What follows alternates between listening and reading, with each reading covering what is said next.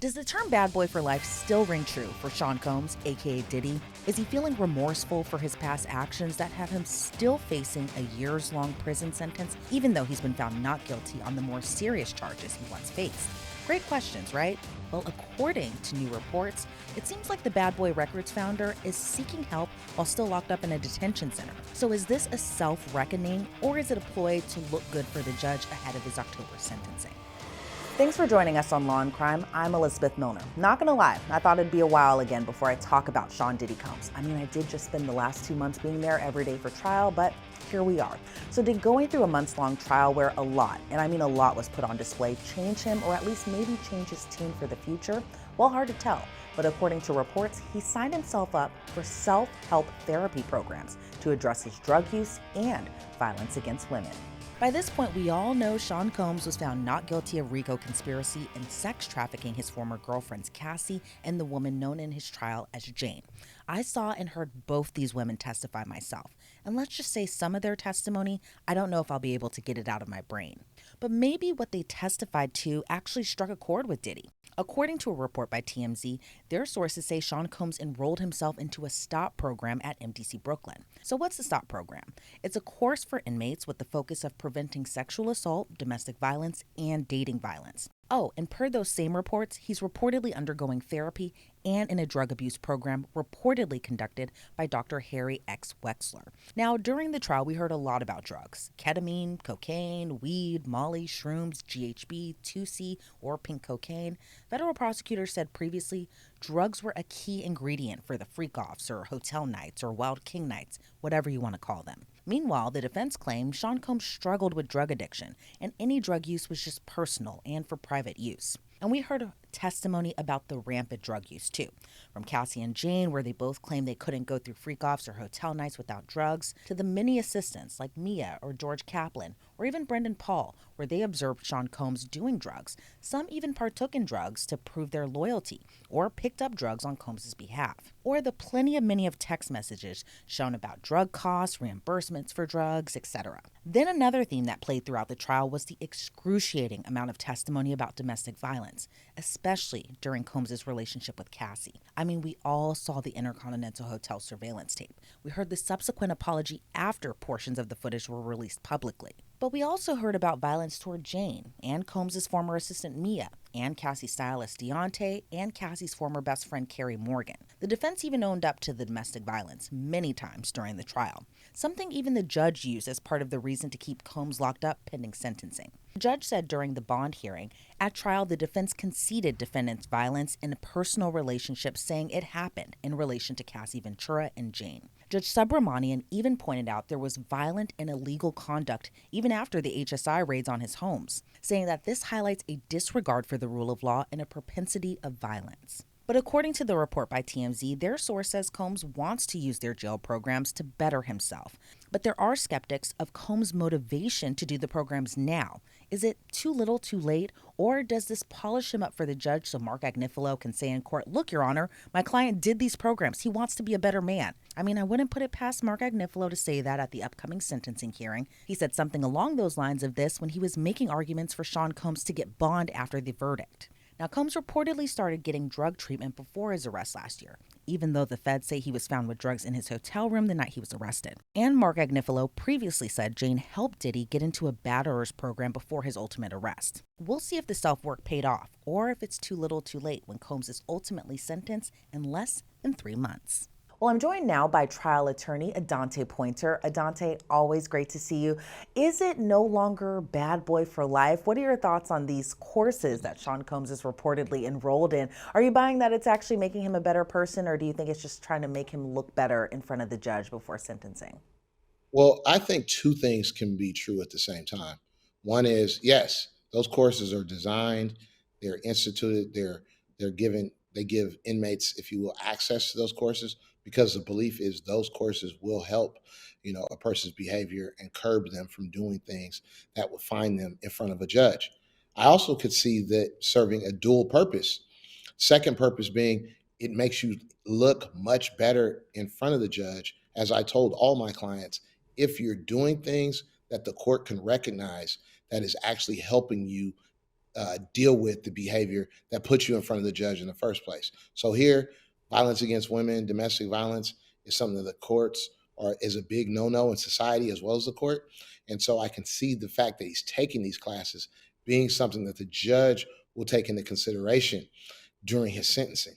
And on top of that, the drug class is the same thing because I believe, if I was Diddy's attorney and given the way the evidence came in, I'd certainly be like, look, these things happen during dark times where I was in a drug, induced haze to Mhm. where I was doing and acting in ways that I am shame about now. But during that time, it was because drug, sex addiction, and things like that that I'm now addressing. Mm. Well, you actually kind of sound like Diddy's defense attorney, Mark Agnifilo, because he literally made essentially the exact same argument, especially during the bond hearing. But I'm curious to know, obviously, there are skeptics of this where they think it's strictly just to look good, it's just for good press, all of that stuff. But Yeah. in your opinion, do you think that these courses are just too little too late? I mean, the defense was saying that he was trying to get help before, he was trying to get help to address his drug use previously, that Jane was helping him get into a batterers program. But do you think Mm. it's too little too late? Well, it's too little too late for his victims, okay? But it's not too little too late for the rest of the people he's going to encounter while he continues to live out the rest of his life. And so you can't slam the door on redemption. You can't slam the door on someone trying to address destructive behavior. So I think, he does get some kudos for enrolling in the program and for the efforts he made prior to finding himself in federal court facing all of those charges. So I think it does go to his credit, but you're right. Critics and skeptics, sometimes they'll just never be satisfied.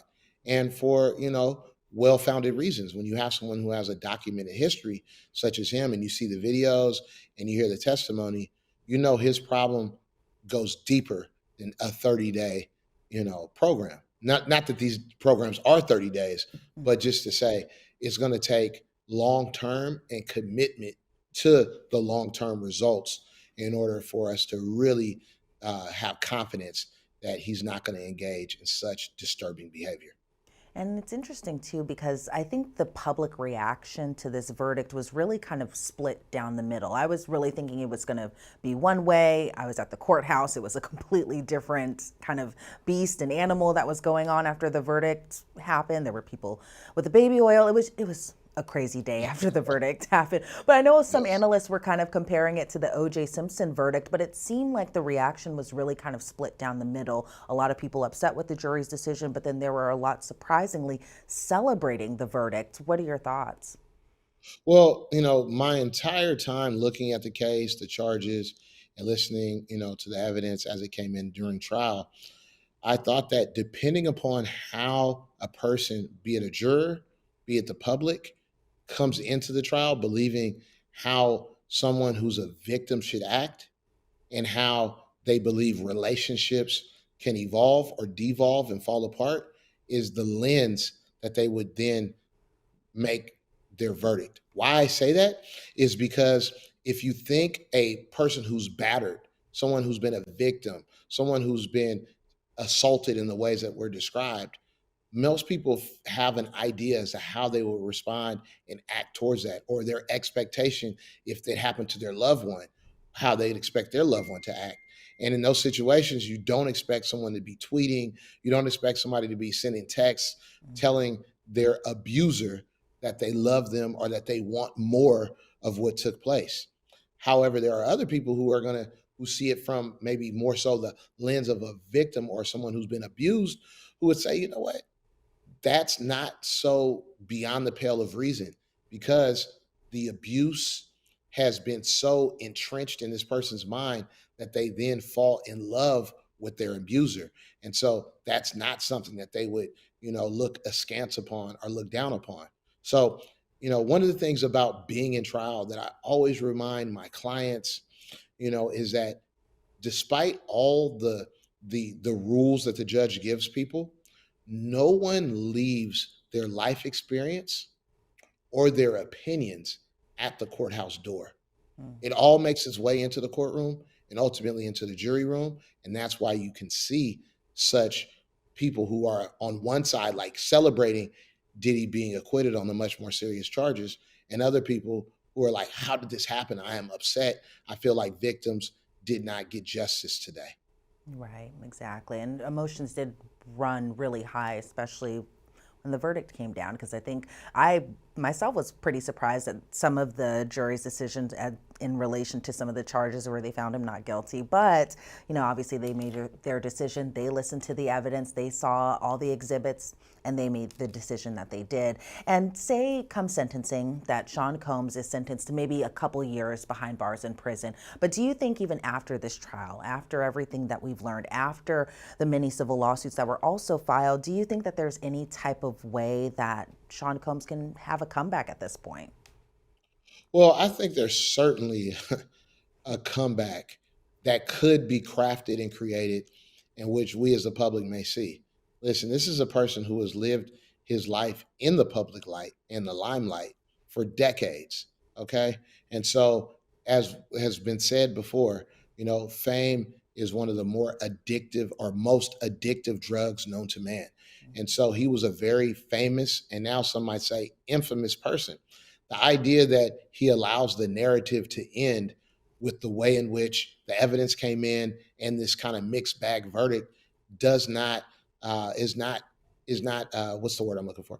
If I don't see Diddy allowing the last chapter of his book to be written with this trial, instead, the person that he's held himself out to be and who we now understand him to be is someone who is going to say, "Look, this was a dark chapter in my life, but now I'm going to show you the phoenix rising from the ashes." And there are other chapters. And I think that he will make an even more concerted effort to be more philanthropic, to be more of a victim's advocate. And also, once he completes these programs, he can say, look, I was once an abuser of women, abuser of drugs, abuser of fame, abuser of power and fortune, but look who I am now. And so I think that's a pretty powerful story. And frankly, people love comeback stories. Yeah, they do love a good comeback story, but I'm curious, in your opinion, do you think that this is all just for maybe a showmanship, or do you think it's all for PR? So that way, Diddy can walk out of MDC Brooklyn or possibly a potential prison and just be like, you know Right. what, I am a changed person. But also, in that same breath, what kind of message do you think that sends to victims out there who may have been abused, or, something had happened to them by a high profile figure? They want to report this to police. They want to either go to maybe a civil lawyer, all of that stuff. But then after this trial, they are like, no, I can't do that. Look what happened in this case. What are your thoughts on Yeah. that?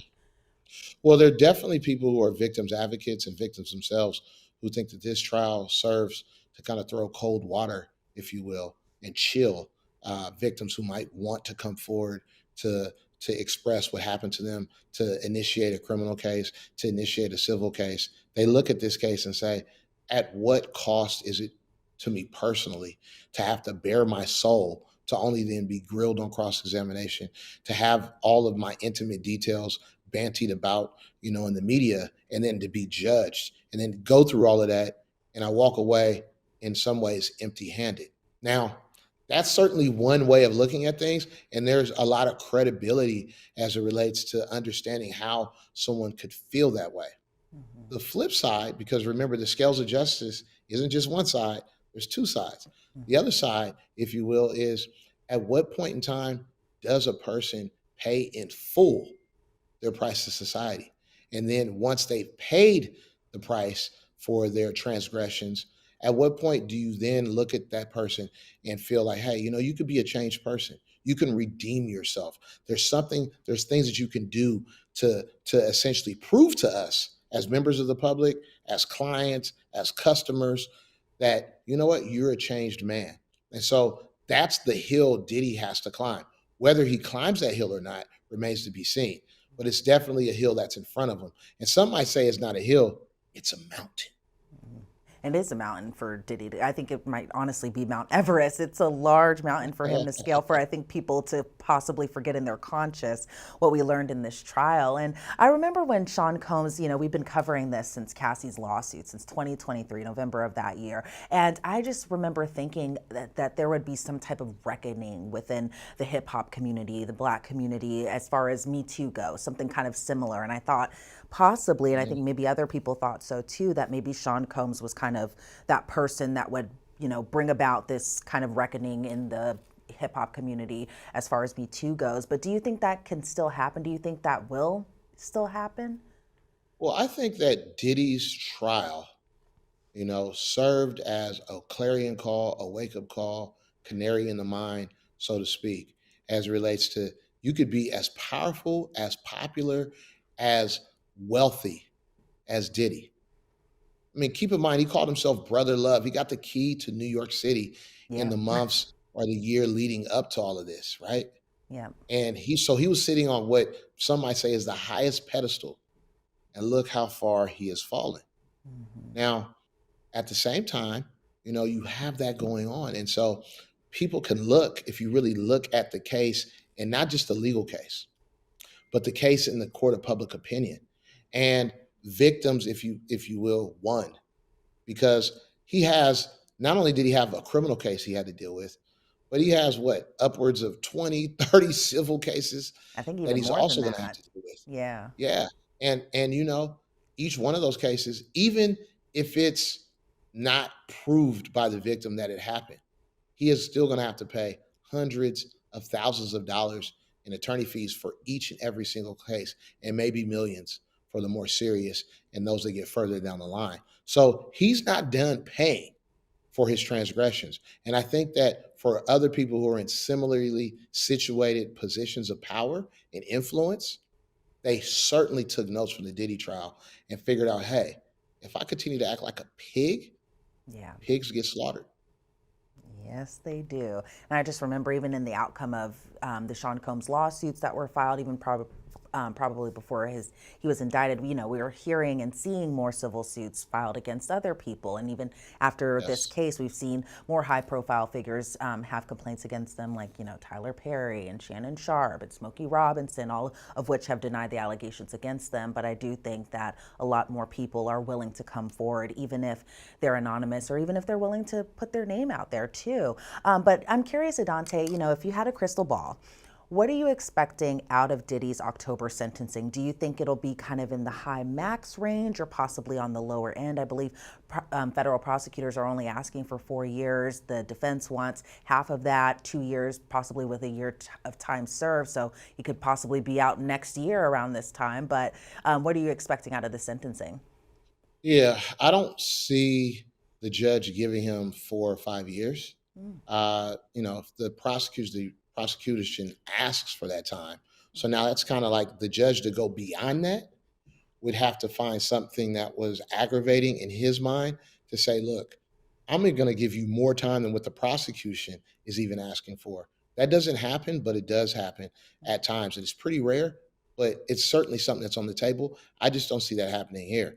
Instead, the judge could come down with a sentence 2 years, 3 years. Diddy, by the time he shows up in court for sentencing, will have a year and a month in custody. Hmm. So he's going to get credit for that time. The judge could give him 3 years. That means he has about 2 years or so left. And then he could send him to a halfway house for a year and a day, and Diddy would be out with credit time served. So, I think Diddy doing the domestic violence program, doing the drug abuse programs, those are all ways in which to reduce the ceiling, his maximum exposure that he might otherwise be looking at if the judge were to say, hey, you know what? I agree with the prosecutors. Let's give him 4 years. Well, if he's doing the programs and he's already got a year and a month in time by the time you come to sentencing, Hmm. his exposure is going to be significantly reduced.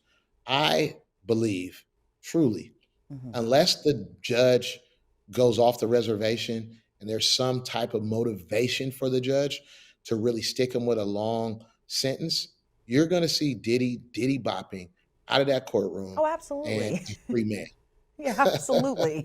Like immediately. I honestly thought that was going to happen at the bond hearing. I really thought that that was a complete possibility. I just remember everybody, including NYPD, were ready for that possibility for Sean Combs to walk out of that courthouse that day. But, there's a possibility that could happen on October 3rd of 2025 or 2026. But who knows? I guess we'll have to see. And Adante, I'm curious, as an attorney, what was kind of the defense strategy behind, first they wanted, an expedited sentencing, then they changed their mind actually going back to the judge's initial proposed sentencing date that we know of to be October 3rd. But why do you think it was a change of tune from the defense? Well, I could see them if the defense believes, hey, you didn't get convicted of the more serious charges. You got convicted of really like misdemeanor level charges in this. Let's hurry up and do sentencing because we think the judge is going to sentence you to something that's going to allow you to come home quickly. Mm-hmm. Upon reflection, I could see them saying, as I would once I heard what the judge did, is saying, look, you're already in custody. One of the harder things to do as a defense attorney, and even more difficult to do as the client, is to be in custody, come back to the free world, and then know you have to turn yourself back in. So, I could totally see the judge saying, look, as opposed to you being out of custody, being in the free world, and you offend or do something that then makes the judge have egg on their face, instead, I'm just going to keep you in custody. And when I see you again in October, you'll have credit for time served. So even if even if the prosecution wants 4 years, 3 years, you'll have enough time in custody to where you're going to get released in a short amount of time, if not the same day. So I think that is why the defense chose. They said, you know what? Why rush something where we might have to turn himself back in, or he reoffend and being back in front of the judge on new charges or for new trouble? Instead, just keep him in custody. Yeah. Do the time, you'll get credit, and you'll be home for Christmas or perhaps Thanksgiving.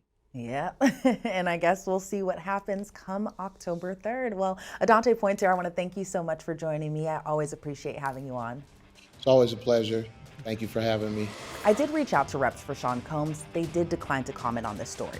But Diddy's sentencing hearing is scheduled for October 3rd. And of course, we'll be there at the federal courthouse when that happens. Thanks so much for joining us on Law and Crime. I'm Elizabeth Millner.